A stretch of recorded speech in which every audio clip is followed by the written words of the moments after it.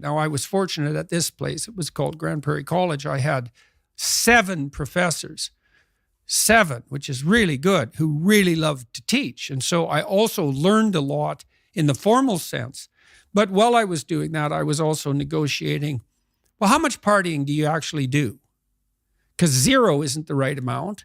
But every goddamn night till 3 a.m. isn't the right amount either, because you have to balance that in some sense with practicality and upward striving. And so, and how do I live with other people, my roommates? So I had one roommate who's a really good friend of mine still, and he walked 1,000 miles with me this year when I was ill, literally. So I really liked living with him because he was a tough guy, worked in lead smelters, and he was a cowboy, and he was a tough guy, 4 years older than me, about 3 years older than me. He'd come back to school after bouncing around through these like tough working class occupations. And he had his feet on the ground in lots of ways. And I really liked him as a roommate because I'd buy some groceries and then he'd buy some groceries, or I'd make dinner and he'd make breakfast. And none of that was ever explicitly negotiated.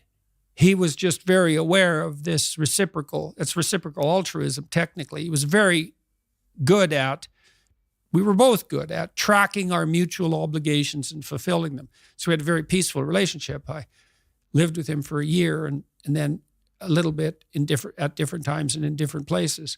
And I learned to live with a whole variety of roommates. I had many roommates.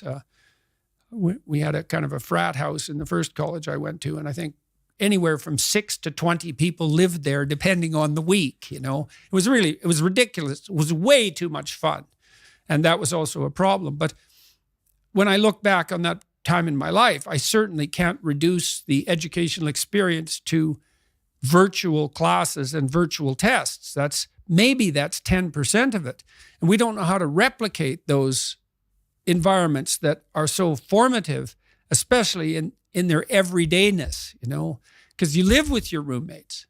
That's a 24-hour thing.